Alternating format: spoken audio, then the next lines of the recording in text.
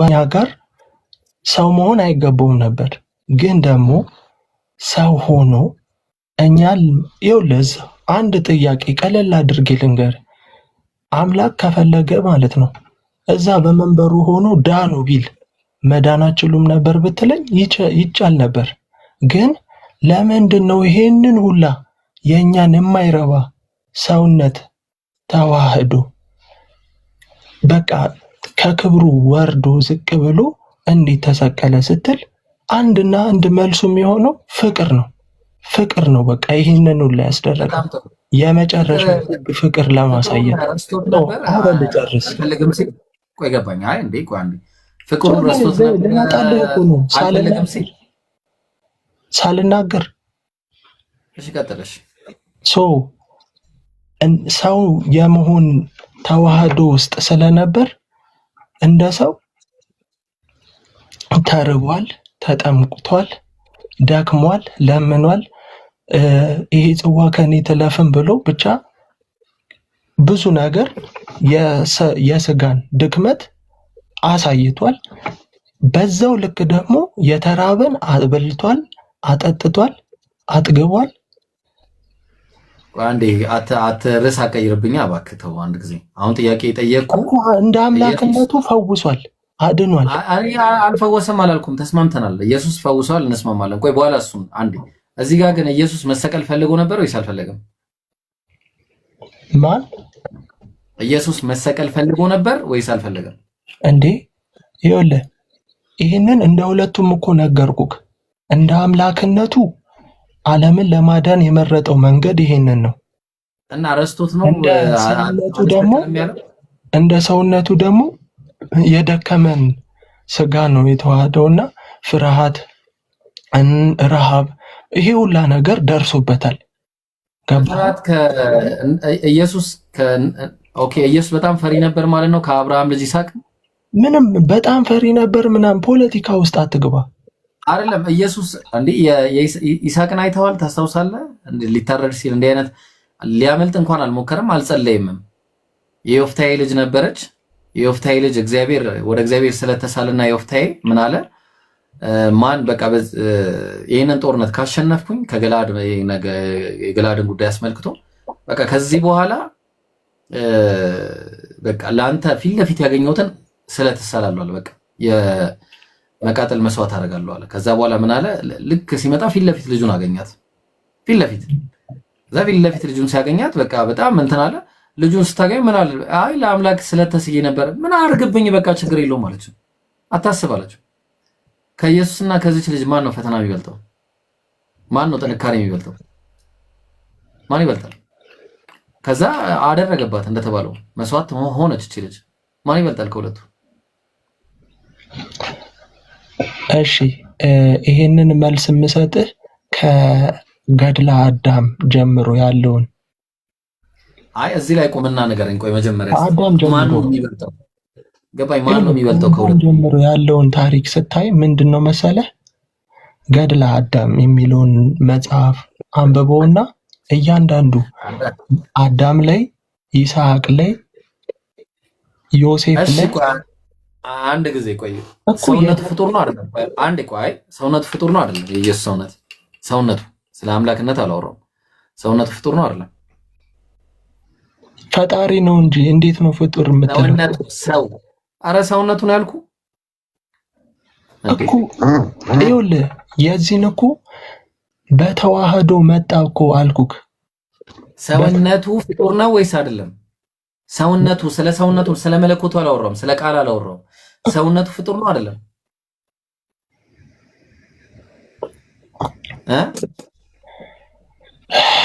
ስማኝማ ከማርያም ስጋን አልነሳም እንዴ? ምን ሆነ ነው እኮ ተዋሃደ ነው የምንለው። ገባኝ። ከማርያም ስጋን አልነሳም ፍጡር ነው አንልም አባቴ። ከማርያም የተነሳው ስጋ ፍጡር ነው አይደለም? በግድ እንትን ለማወሳሰብ መጽሐፍ ላውጣለህ። በቃ ሃይማኖት አበው ላውጣለህ። አንዴ በቃ እንዴ እንደዚህማ አይሆንም። አንዴ ሃይማኖት አበው ላውጣለህ። እሺ ሃይማኖት አበው ዘአትናቴዎስ ሳይሆን ያው ነው ሃይማኖት አበው። እሺ ተመልከት፣ ዘመን ጠሊቆን ላይ ምዕራፍ 44 ላይ ቁጥር እሱ ስጋውንም በድንግል ማህፀን ምን አረገ ይላል? ምን አረገ ይላል?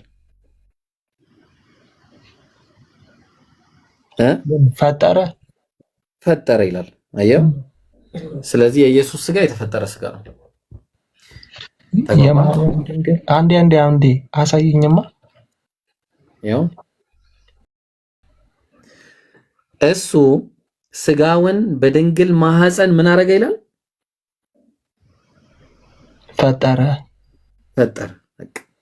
ስለዚህ የኢየሱስ ስጋ የተፈጠረ ነው። ቆይ አንድ ጥያቄ ልጠይቅ። እሱ ምን እንትን አስባለ? ኢየሱስ ይበላ ነበር፣ ይጠጣ ነበር። ያ የሚበላው የሚጠጣው ፍጡር ነው አይደለም? የሚበላው ምግቡ ፍጡር ነው አይደለም? እሱማ የተፈጠረ ነገር ነው። ያ በተፈጠረው ነገር ነው ሰውነቱ የተገነባው አይደለም? በተፈጠረው ነገር ብቻ አይደለማ። ቆይ ብቻ አይደለም አላልኩም፣ በሱ ይገነባል። እሺ፣ ያው ያ የተፈጠረው ነገር ይመለካል። እሺ፣ ባጭሩ ፍጡር አይመለክም። ስለዚህ ኢየሱስ አይመለክም ማለት ነው። ይመለካል። ኢየሱስ ስትል ፍጡር ይሄ ቅድም ያልከውን ምግቡን ለብቻ ነጥለ እያወጣ ነው የምታመልከው ወይስ ከነስጋው ታመልከው? ነገርኩ። ስጋ ተዋህደ ስንል አምላክ ተዋህደ በኋላ ፍጡሩ ፈጣሪ ሆነ አለ ማለት አይደለም። ፍጡርነት ውስጥ ቀረ ማለት ነው። ቀረ እንዴ? አንተ ለምንድን ነው? እሺ ለምን ታለያየዋለህ? ሁለቱንም ነገርኩ። አላለያየሁትም። ፍጡርነቱ ቀረ እሺ ይኸውልህ፣ ተቀላቀለም ተቀየጠም አይደለም ያልኩ። ተዋህደ ከሆነ አንድ ሆኗል። ገባኝ። አንድ ሆነ። አንድ ሲሆን ፍጡርነቱ ይቀር አልገባን ብሎ ነው እንጂ ሰውን አከበሩ፣ እንደውም ከፍ አደረገው። ገባኝ። አከበረው፣ ሰውን አከበረው። ከተከበረ በኋላ ሰው ያልተፈጠረ ሆነ? ያ የተፈጠረው ያልተፈጠረ ሆነ ወይስ ፍጡርነቱ አልቀረም? ይኸውልህ እንትን ሰውነቱ ደካማ ነው አይደለ እኮ አይደለም። ፍጡርነቱ ቀረ ወይስ አልቀረም? ፍጡርነቱ ቀረ ወይስ አልቀረም? ይኸውልህ ቀረ ምናምን የሚባል ነገር የለም። ስለዚህ በቃ ፍጡርነት የለም ማለት ነው። ከዛ በኋላ ፍጡር አይባልም፣ የለም በቃ። እንዴ በግድ አንተ እንድተማዘዝ ነው የፈለገው? ለምን ትተማዘዛለህ? ፍጡርነቱ ቀረ ካልከኝ ንገረኝ። በቃ ፍጡር ፈጣሪ ሆነ ነበር። ፍጹም ሰው ፍጹም አምላክ አልኩ። ከዚህ ወደ የምለው ነገር የለም። ሰው ስትል ፍጡር ለማለት ነው የፈለግከው? ሰው ስል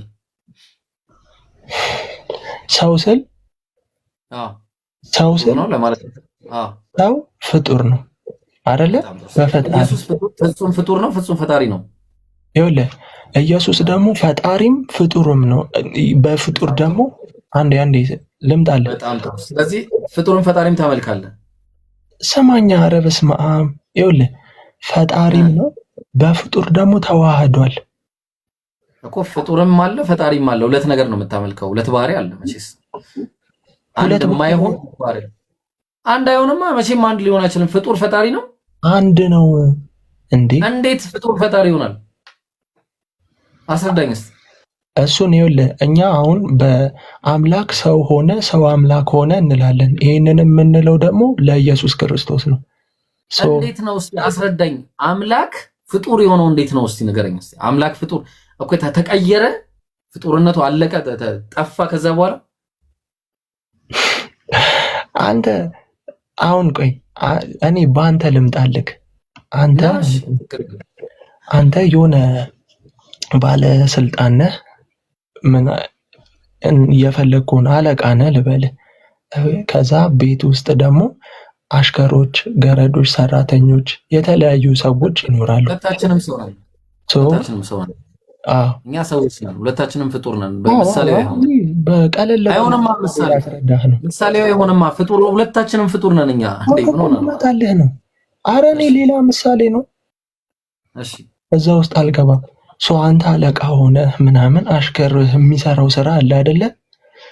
አይ እኔ ዝቅ ብዬ ወርጄ እንትን ማለት እፈልጋለሁ፣ ከሰራተኞቼ ጋር አብሬ የእነሱን ስራ መስራት እፈልጋለሁ አልክ። ግን እስቲል ሁለቱም ሰው ናቸው ነው። እኔ እዛ ውስጥ እኮ አልገቡም። ፍጡር ውስጥ እኮ አልገቡም። እኔ እሱ ነው ጥያቄ። እኔ ያልጠየቅኩን አመለስልኝ። ጥያቄ ፍጡርና ፈጣሪ ላይ ነው። አይ እኔ ልልህ የፈለግኩት በአጭሩ ፈጣሪ ከፈለገ የፈለገውን ማድረግ ይችላል። ራሱ ፈቅዶ ይችላልና መሆን ይችላል ይለያያል ካለ አንተ ማነህ ሰው መሆን የለብህም የምትለው? እሱ ሰው መሆን እፈልጋለሁ ካለ አንተ ማነህ ሰው አትሆንም ማረግ ግድ። እግዚአብሔር ሰይጣን መሆን ይችላል ወይስ አይችልም? እንዴ ስማኝ፣ አሁን አንተ የእግዚአብሔርን ኃይል የምትፈታተነው ማነህ? እግዚአብሔር ሰይጣን መሆን ይችላል ወይስ አይችልም? እንዴ የኔን ሎጂክ እንዳስቀምጥ ነው እንዴ የምትፈልገው? አዋ አሁን በሎጂክ መሰረት ነው የጠየቅኩህ እኮ። እግዚአብሔር ሰይጣን መሆን ይችላል ወይስ አይችልም? እኔ ምን አገባኝ? እግዚአብሔር ከፈለገ የፈለገውን ማድረግ ይችላል። አንተ እንደዚህ ማድረግ የለብህም። ማድረግ ይችላልና መሆን ይችላል ይለያያል። ብራዘር መሆን ይችላል ማድረግ ይችላል ይለያያል። እግዚአብሔር አው ትክክል ነህ፣ ሁሉን አድራጊ ነው። መሆን ይችላል ካልከኝ ግን ችግር ሊመጣ ነው። ለመሰለ እግዚአብሔር አለመሆን ይችላል? እግዚአብሔር እሱ ራሱ መሸከም የማይችለውን ድንጋይ መፍጠር ይችላል? እግዚአብሔር እንደራሱ አይነት ኢንዲፔንደንት የሆነ ማንንም ምንም የማይጠይቅ ሌላ እንደሱ አይነት መፍጠር ይችላል? የማይሆን ነገር ነው። ይገብቷላ። ስለዚህ አምላክ ለሱ በሚገባውና በሚያምርበት ሁኔታ እሱ መፍጠር ይችላል። በቃ ሁሉን ነገር መፍጠር ይችላል። ግን መሆን ይችላል ካልከኝ በማያምርበት ሁኔታ ለምሳሌ ፍጡር ሆነ ስትለኝ ፍጡር ማለት አላዋቂ ነው። ፈጣሪ ማለት ደግሞ ሁሉን አዋቂ ነው። አምላክ አብሶሉት የሆነ አዋቂ ነው፣ ሙሉ በሙሉ ሁሉን አዋቂ ነው ብለን ካልን በኋላ አምላክ ሰው ሆነ ስትለኝ ደግሞ አላዋቂ ሆነ እያልከኝ ነው። ይጋጫል፣ አይገጥምም፣ አንድ ላይ አይሄድም። አምላክ አይበላም ካልከኝ በኋላ አምላክ ይበላል ስትለኝ ከዛ ምን ሆነ ድጋሚ የማይሆነ ከአምላክ ባህሪ ጋር የማይሄድ። አምላክ አይተኛም ካልከኝ በኋላ አምላክ ይተኛል ካልከኝ የሚጋጩ።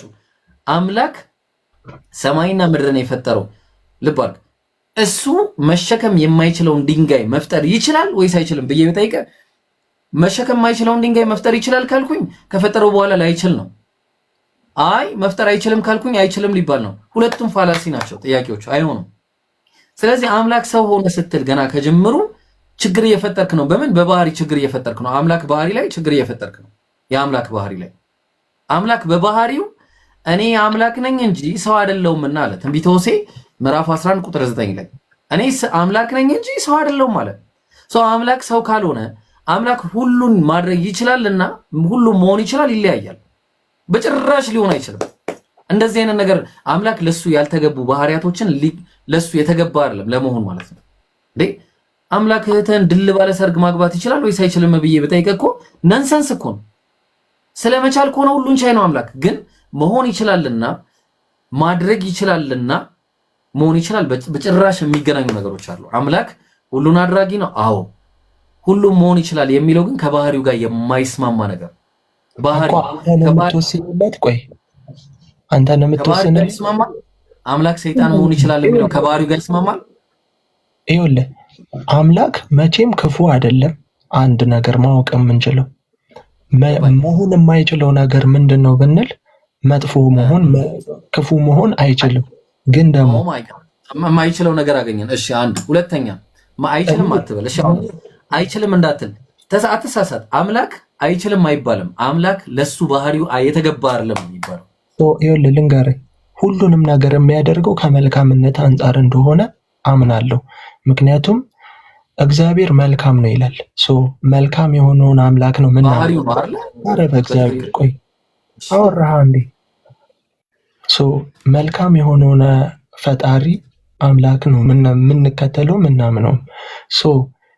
እሱ ደግሞ ማድረግ የፈለገውን ሊያደርግ ይችላል።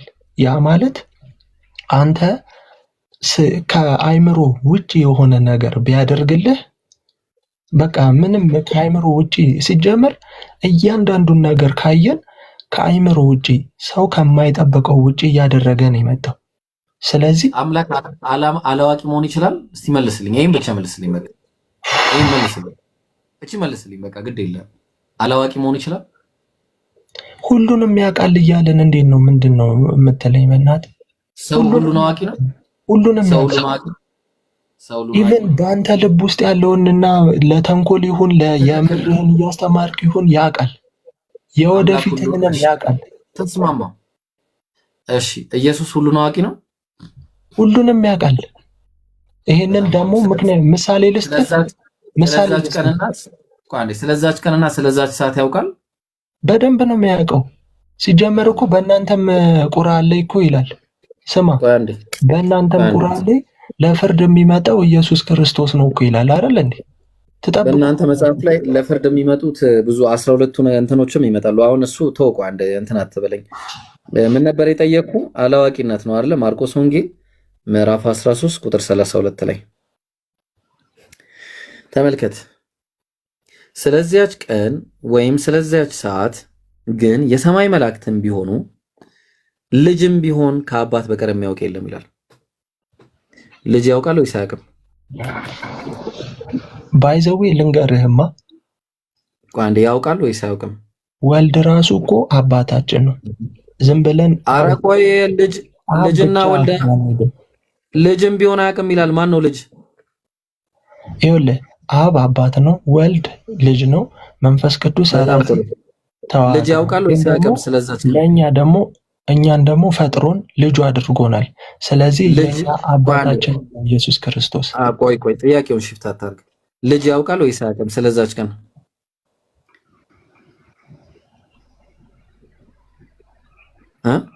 ምን አልክ? ልጅ ያውቃል ወይስ አያውቅም? ስለዛች ቀን የሰማይ መላእክትም ይሁኑ ልጅም ቢሆን ከአባት በቀር የሚያውቅ የለም ይላል። ያውቃል ወይስ አያውቅም? ልጅ ኢየሱስ ክርስቶስ ያውቃል ሁሉንም። እሱ አያውቅም የሚለውስ መምጫ ቀኑን ያውቃል። እንዴት እናርገው? ይኸው አያውቅም የሚለው እንዴት እናርገው? ይሄ ቆይ የምን መጽሐፍ ነው አባቴ? እኔ ይኸውልህ ስማኝ፣ ና አንተ ማርቆስ ወንጌል ምዕራፍ 13 ክፈተው መጽሐፍን። ማርቆስ ወንጌል ምዕራፍ 13 ቁጥር 32 ላይ በጥቅስ ብቻ እናምንም እኛ ደግሞ እዚህ ጋር መጣ። እሺ አውዳዊ አገባቡን እወቁት ነው የምንባለው። ለማንኛውም አንዴ እንልስተ። ሁለተኛ ስለ በለስም አያውቅም። በለሷን ሊበላት ሄዶ ምናልባት አንዳች ይገኝባት እንደሆነ ብሎ ሄደ፣ ግን የበለስ ወረ አልነበረምና ከቅጠል በቀር ምንም አላገኘባትም ይላል። ወዲያውንም ረገማት። ስለዚህ አሁን አንደኛ የበለስ ወረ አያውቅም ልባርክ። ሁለተኛ በለስ ይኖርባት አይኖርባት አያውቅም። በጥርጣሬ ነው ሄዶ። ሲጀማ አምላክ እንዴት ነው የሚጠራጠረው? ስለዚህ ኢየሱስ የማያውቃቸው አሻን ነገሮች አሉ። አሻን እንደዚህ ማለት ነው ባይብል ላይ። ስለዚህ ኢየሱስ እንግዲህ አምላክ ነው ካልከኝ የማያውቀው ነገር ካለ አምላክ ደግሞ ሁሉን አዋቂ ከሆነ እንዴት ነው አምላክ ሁሉን አዋቂ የሆነው ሁሉን አላዋቂ የሚሆነው? እስቲ እንዴት ነው አስረዳኝ። ባባዬ እውነቱን ለመናገር ለዚያ አነጋገር ኢየሱስ ክርስቶስ ይቅር ይበልህ። እንግዲህ ፊት ኢየሱስ ራሱ ይቅር የሚለው አምላክ አለው። ተው አምላክ አለው ኢየሱስ። ማርያምን ኢየሱስ አምላክ የለውም ኢየሱስ። አንተ ይኸውልህ ካለ ማስተዋል ነው እያወራ ያለው። ትንሽ ኢየሱስ አምላክ የለውም። ማውራት ቻለ መሳፈጥ አይገባም ነበር። ኧረ ቆይ የምን መሳፈጥ ነው የምታወራው? ኢየሱስ አምላክ አለኝ አለ እኮ። ይኸውልህ መጨረሻ ላይ እኮ ይፈርዳል። አሁን እንደዚህ መፍረዱ አይደለም ጥያቄው። አንዴ ኢየሱስ አምላክ አለኝ ይላል፣ ይፈርዳል። ይገዛል። ከዛ ፈርዶ ምን ያደርጋል መሰለ? ፈርዶ ሁሉን ላስገዛለት ይገዛል። የሚገዛ አምላክ አለ። ስማ፣ ለኢየሱስ ክርስቶስ እሰግዳለሁ፣ እንሰግዳለን እኛ ኦርቶዶክስ። ማነው እስቲ ስገድ ያለ? ሲስተኝ ስማኝ፣ መጽሐፍ ላይ ስተኝ ለወልድ ለመንፈስ ቅዱስ እንሰግዳለን። ማስረጃ መጽሐፍ ቅዱስ ነኝ። አንተማ ትላለህ ማስረጃ መጽሐፍ ቅዱስ ነኝ እኮ። ይኸውልህ ይሄኛው በመንፈስ የሚገለጽ ነው እንጂ መጽሐፉ ላይ የለም። በመጽሐፍ ይኸውልህ ልንገርህ፣ መጽሐፍ አውዳዊ አገባቡን ሳታውቅ በጥቅስ ብቻ አይሆንም። አለ እስቲ አሳይሽ። አውዳዊ አገባቡን ካወጣክ ስህተት። ይኸውልህ ስም ለአመሉ ያጣቅሳል ይላል። እሺ አሳየኝ። አሁን አንተ የምትቸኩለው የምታወራው ሰውን ለመርታት ወይ ባዶ ያለ ማስረጃ ለምን ታወራለህ ነው ጥያቄው። ኖ ማስረጃ አስተኝ እኔ ያለ ማስረጃ ነው እኮ ያለ ማስረጃ አንድም ነገር ኦርቶዶክስ አታድርግም። እውነቱን ለመናገር ለምጠይቃት ነገር መልስ አላት። ግን ስማኝ እንዲህ ግርግር በመፍጠር ምናምን ሳይሆን እኔ እኮ ጭራሽ እንዲህም አላሰብኩም። እንዲህ ግርግር በመፍጠር ሳይሆን የምር የእውነቱን ማወቅ መማር ከፈለግ አንድ መምህር ይዘን ትክክለኛው መምህር አለ፣ የማት መምህር ይዘና። እሺ በቃ አንድ መምህር እዚህ ጋር እኮ የለኝም። እዚህ ጋር የለም። አሁን አይደለም ግን ይዘና ፎሎ አድርገኝና ነገ ይዘና ወይ ይሄው ፎሎ ለማድረግ ፎሎ አደርጋለሁ። በቃ ነገ ይዘናና እንደዛ እናደርጋለን። እሺ መልካም አዳር ይሁንልህ፣ መልካም ጊዜ ይሁንልህ። ሆነብኝ ይኸውልሽ፣ ይሄ ነው ኦሪት ዘዳግም ምዕራፍ 23 ቁጥር 2 ላይ ዲቃላ ወደ እግዚአብሔር ጉባኤ አይግባ፣ እስከ 10 ትውልድ ድረስ ወደ እግዚአብሔር ጉባኤ አይግባ ይላል። ምን አጠፋ ዲቃላ እኔ ቤት አይግባ የሚለው? ሄዳ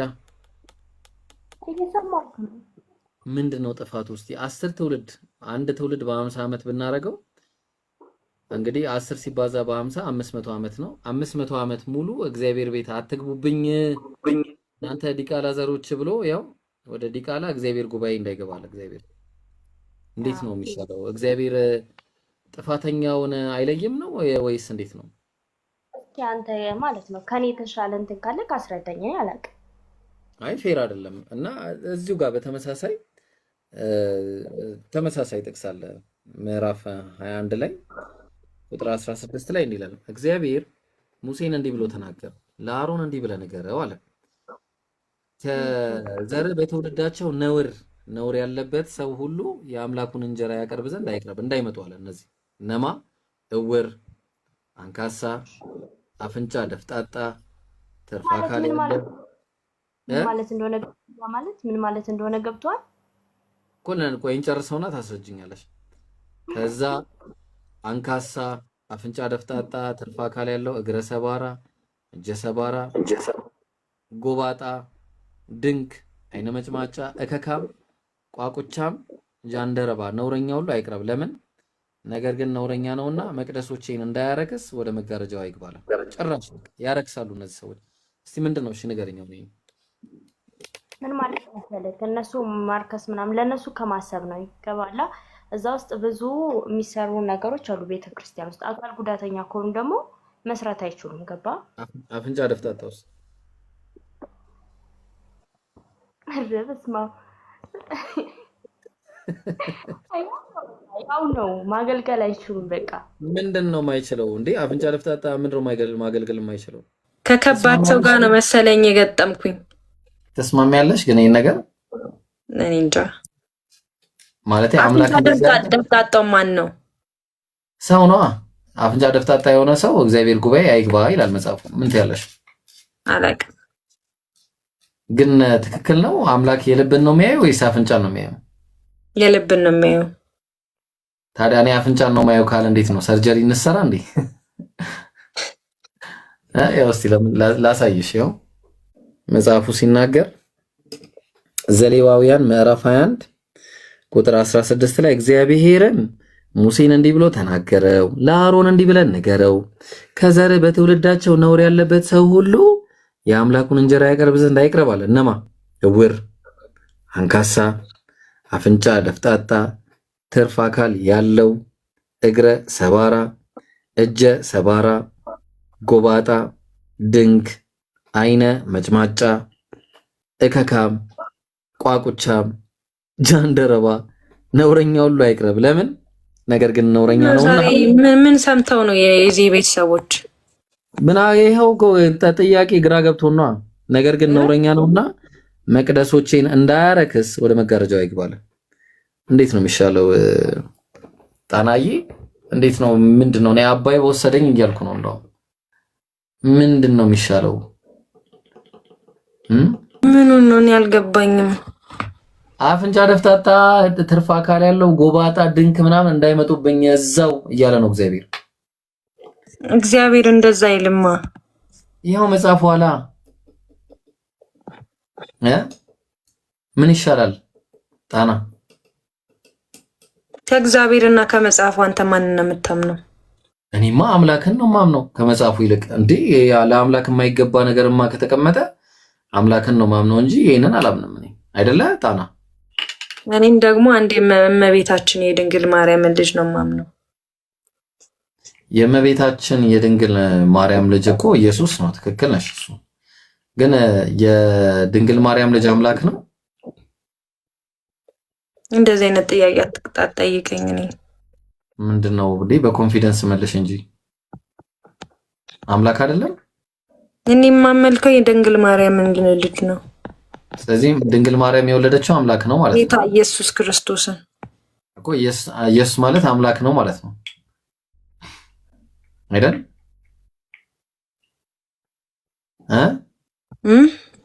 ኢየሱስ አምላክ ነው ማለት ነው።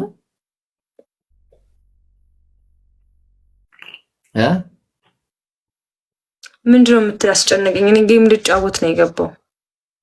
አምላክ አይደለም? እሺ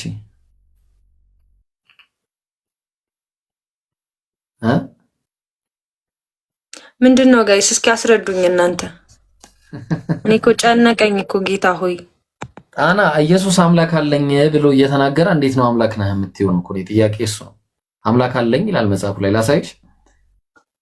ቆላም ነፈሰ ደጋ በቃ እኔ ማምነው አንድ በድንግል ማርያም ነው። መልስ ካገኘ መልስ ከሆነ ይሄ ነው። ድንግል ማርያም ትመለካለች። እሺ አዋ እማመልካት እሷ ድንግል ማርያም ነው። ከድንግል ማርያምና ከኢየሱስ ማንን ነው የምታመልኪው? ኢየሱስ የድንግል ማርያም ልጅ እንጂ ከሁለት አንደኛው የትኛው ነው? እሺ ትክክለኛው አምላክ ማን ነው? ከማርያምና ከኢየሱስ? የድንግል ማርያም ልጅ ኢየሱስ ክርስቶስ።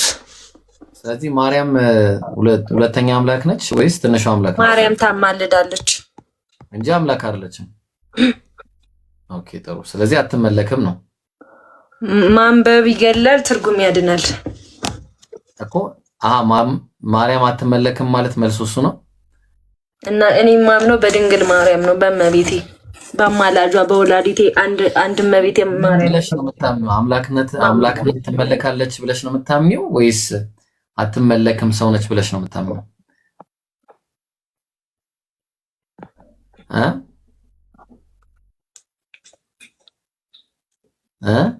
አሉ አለን። ኢየሱስ አምላክ ነው ወይ? ኢየሱስ አምላክ ነው ወይ? ኢየሱስ ክርስቶስማ አንተንም አቤት አንተንም እኔንም የፈጠረን ነው። ማስረጃ ምን ማስረጃ? ቤት ትሰማላችሁ እናንተ የሆነች ነገር ትይዛላችሁ፣ የተቆረጠች ነገር ከዛው ነገር ታሳያለች። ሙሉ መጽሐፍ ቅዱሱ ማስረጃ ነው ኢየሱስ ክርስቶስ እኮ። ስጠኝሽ ማስረጃ ስጠኝ። ኦኬ ሚካኤል ሰላም ነው። እንዴት ነህ? አለን አልሐምዱሊላህ። ኢየሱስ በወንጌል እንደተጠቀሰው በአራቱም ወንጌላውያን አምላክነቱን ተጠቅሷል። በራእያትም ክርስቶስ በብሉይ ኪዳን ብራዘር ማስረጃ ጥቀስ። ዮሐንስ ወንጌል መጽሐፍ ቅዱስ ይዛል መሰለኝ። ምዕራፍ 1 ዮሐንስ ራእይ ምዕራፍ 1 ከቁጥር 7 ክፈትልኝ።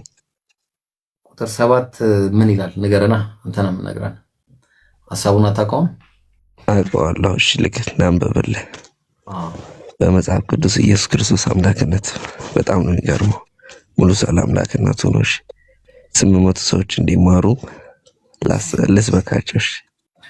እሺ ስበክ። እሺ እስቲ አቅሙ ካለ ስበክ። እኔ ፊት እሺ ከ6 ጀምሮ ላንብብላችሁ። እንደዚህ ይላል። መንግስት ለአምላኩና ለአባቱ ለማ መንግስትን ለአምላኩና ለአባቱ ለአምላኩ ስትል አልገባኝ። ስንት አምላክ ነው ያለው? አንድ አምላክ። አንዱ አምላክ የኢየሱስ አምላክ ነው ወይስ ኢየሱስ ነው? ማስረጃ እንደዚህ የሚል።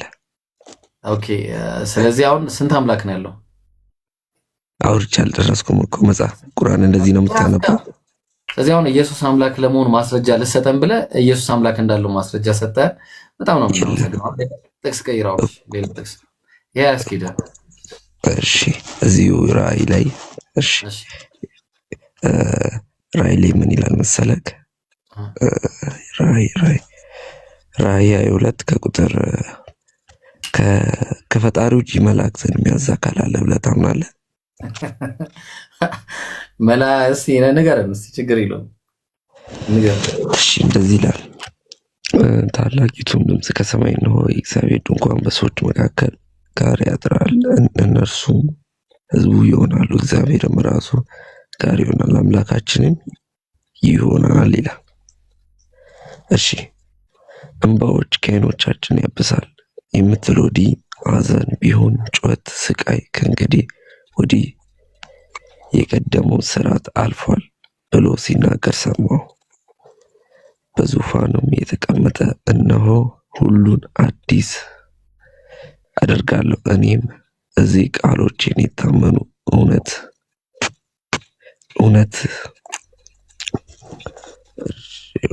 የዋና ፖይንቱ ላምጣለ። እሺ በዙፋንም የተቀመጠ እነሆ ሁሉን አዲስ አደርጋለሁ፣ ለእኔም እነሆ ቃሎቼ የታመኑ እውነታዎች ናቸውና ጻፍ አለኝ። አለኝም ተፈጽሟል። አልፋና ኦሜጋ መጀመሪያ መጨረሻ እኔ ነኝ። ለተገለጠው ከህይወቷ ምንጭ እንዲያውም እኔ እሰጣለሁ። እዚች ጋር ጻፈ ያለው ማን ነው እንዴ? ብራዘር አንተ ነህ እኮ የምታስረዳው እኮ። ማን ነው? ማን ነው ጻፈ? እሺ ልጨርስ። እሺ ልመልስልህ። ድል የሚነሳ እዚች ጋር ከላይ ምን ይላል? 6 ላይ አለኝ ተፈጽሟል። አልፋና ኦሜጋ መጀመሪያ መጨረሻ እኔ ነኝ። ለተጠማም ከህይወቷ ምንጭ እንዲያው እኔ እሰጣለሁ። በመጀመሪያ ምን አለ? ይሄ አካል አለ። ምን አለ? አልፋና ኦሜጋ መጀመሪያ መጨረሻ እኔ ነኝ። ለተጠማም ከህይወት ምንጭ እኮ። እሺ 7 ቀጥል። ማን እንዳለ ይነግርናል። ድል የሚነሳ ይህንን የሚወርስ ስንት ላይ ነው ያለው? 6 ላይ ዮሐንስ ራእይ እንዲህ ይላል። እሺ ያው በመጀመሪያ በዙፋኑም ላይ የተቀመጠው ይላል እነሆ ሁሉን አዲስ አደርጋለሁ አለ። ዓለም ዙፋኑ ላይ ያለው ማን ነው? ቀጥስ መጽሐፉን ስታነበው ራሱ ይመልስልሃል። ዙፋኑ ላይ ያለው ማን ነው? ብራዘር መልስ መልስልህ። እሺ መጽሐፉ ሌላ አንብብልህ። ድል የሚነሳ ይህንን ይወርሳል። ሚኪ በጣም አሪፍ ጸባይ ነው ያለ። ዮሐንስ ራእይ ምዕራፍ 5 ቁጥር ከ12 እንጀምር። አንድ ጊዜ እያነበብን ከ6 እንጀምር። ዮሐንስ ራእይ ቁጥር 21 ነው። ይቅርታ አድርግልኝና ከምዕራፍ 5 ስለ ዙፋን ነው የምናወራው። ስለ ዙፋን ምን አልክ? እሺ በዙፋኑ የተቀመጠው እነሆ ሁሉን አዲስ አደርጋለሁ አለ። በራእይ ዮሐንስ መሰረት መጽሐፉ ይሄን አይደለም ይላብራራ። ብራዘር መጀመሪያ ዙፋኑ ላይ ያለውን ማወቅ አለብን። ዙፋኑ ላይ የተቀመጠው እሺ ቀጥል። በዙፋኑና በአራቱ እንስሶች መካከል ይላል በሽማግሌዎቹ መካከል እንደታረደ በግ ቆሞ አየሁ ይላል። ማን ነው እንደታረደ በግ የቆመው? ወንድም የከፈትከው ራእይ 5 እኮ ነው። እኔ ያወጣሁት ራእይ 5 ላይ ይሄ ራእዩ እኮ ትክክለኛ 21 ከቁጥር 5 ጀምሮ ክፈት አንዴ። እያወራን ስለ ዙፋን ነው እያወራን ያለን። እንመለሳለን እሱ ላይ ስለ ዙፋን እናወራና እዛ ላይ እንሄዳለን። ዙፋኑን ጨርስ።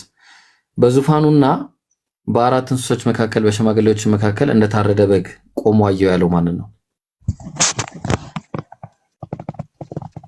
ማን ነው እንደታረደ በግ የቆመው በዙፋኑና በአራቱ እንስሶች መካከል? ኢየሱስ። በጣም ጥሩ። ስለዚህ ዙፋኑ ላይ አልነበረም። ለዛ ነው መጥቶም በዙፋኑ ላይ ከተቀመጠው ከዚያ ከቀኝ እጁ መጽሐፉን ወሰዳለ። ዙፋኑ ላይ ያለው ማን ነው? እዚህ ጋር እኮ ይብሩዬ አንዴ እኮ አሁን ወደ 5 ገባ። እኔ እንመለሳለን። ሚኮዬ እንመለሳለን። ዙፋኑ ላይ ያለው ማን ነው? እዚህ ጋር እንዴ ይሄ ሰውዬ እሱ በዙፋኑና በአራቱ እንስሶች መካከል ቆሞ አየው እያለ የተናገረ ቆሟል እኮ እሱ ብራዘር፣ ያው ቆሟል። እንደታረደ በግ ሆኖ ቆሟል።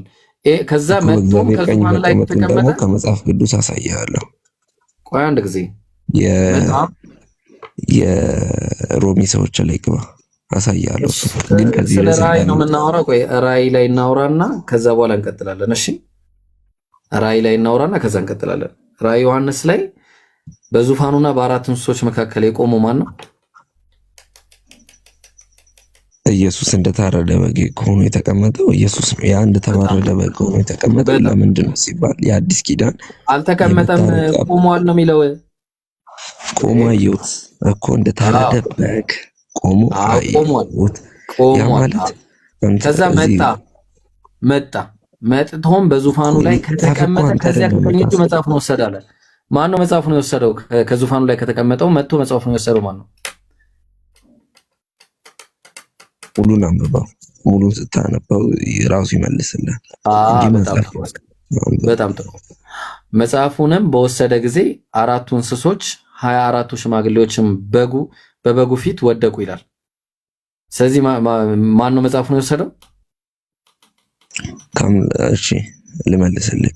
መጽሐፉን በወሰዱ ጊዜ አራቱ እንስሶች 24ቱ ሽማግሌ በማን ፊት ነው የወደቁት? በጉ ኢየሱስ ነው። ይወድቃሉ፣ ችግር የለውም። ስለመውደቃቸው እሱ አያሳስበኝም። እሱ ችግር የለውም። ለአምላክ ውጭ የሚሰገድለት አካል አለ? አዎ አለ። የሀገር ሰዎች አሉ፣ አታስብ። አንድ ጊዜ አሁን እዚህ ጋር እንቀጥል። ግን ይሄ በሰማይ ነው ያለው። በሰማይ ካለው ምንም ችግር የለውም። በሰማይ የሚሆን በምድር ይሰጋገዳል። በፊት ወደቁ። እያንዳንዱ ይወደቁ፣ ምን ችግር አለው? እሱ ችግር የለውም። ለምን እንደ አይተከሉም ሲፈልጉ ነው። አሁን ጥያቄ እሱ አይደለም እኔ አሁን ስለ ዙፋን ነው እያወራን ያለ ነው። መጥቶ በዙፋኑ ላይ ከተቀመጠ ከዚያ ከቀኝ እጁ መጽሐፉን ወሰደ አለ። በዙፋኑ ላይ ከተቀመጠው ከቀኝ እጁ ላይ መጽሐፉ መጥቶ የወሰደው ማን ነው? እስከ መጨረሻው እናንብብና እንረዳ። አቢሩ በቃ ያው ትክክለኛው እዚህ ጋር ነው ያለው። በሰማይና በምድር ከምድርም በታች በባህር ላይ ያለ ፍጥረት ሁሉ በእርሱ ውስጥ ያሉ በረከትና ክብር ምስጋናም ኃይልም ከዘላለም እስከ ዘላለም በዙፋኑ ላይ ለተቀመጠው ለበጉም ይሁን ይላል። በዙፋኑ ላይ የተቀመጠው የተባለው ማን ነው? በጉ ማን ነው? ማን ነው? ኢየሱስ። ማስረጃ ልስጥህ። ዙፋኑ ላይ የተቀመጠው በጉም ይላል። ምንድን ነች? ምንድነው ጥቅሙ? በጉ የተባለው የአዲስ ኪዳን የመታረቂያችን ምክንያት። ኧረ ቆይ አንድ ጊዜ በጉ የተባለው ማን ነው? መጀመሪያ ኢየሱስ። በጣም ለምንድን ነው የተጨመረው እዚህ ጋር? ምን አልከኝ? ለምንድን ነው የምትለው ቅጥያ ምላድ የተጨመረችው? ለምንድን ነው? እሺ ለምንድን ነው ማለት አሪፍ ነው። ያ ደግሞ ለሱ እንደሆነ ለማሳየት ነው። ለበጉም ይሁን። ኧረ እባክህ ሚካኤል ደግሞ እንደዚህ የሆነ እንትን ድርቅ ያለ ሙግታት ሞግት። በዙፋኑ ላይ ለተቀመጠው ለበጉም ይላል። እንዴ ምን ሆነ ነው? ቆይ አንድ ጊዜ እንደውም አንድ እንግሊዝኛው ላይ እናድርገው። ቆይ አንዱ ይገባ እና ተቀጽቀኝ አንተ ጋር ቆይ እንግሊዝኛው ላይ ላርግና ላሳየ እኮ በአማርኛ እንረዳ። ብዙዎቹ የሚረዱት አረብ አንዴ ምን የሚለው ምን እንደሆነ እኮ ላስተምረ ነው። መጀመሪያ be unto that sitting upon the throne and unto the lamp ይላል። አየው ኤንድ ነው የሚለው ምን ማለት ነው? ኤንድ ማለት እኮ ቃል በቃል እንመላለስና ምን ማለት ነው እኮ ወደ አማርኛው መልሰው። እሺ ብራዘር በቃ ይሄንን ተምረና እሺ ወዳጄ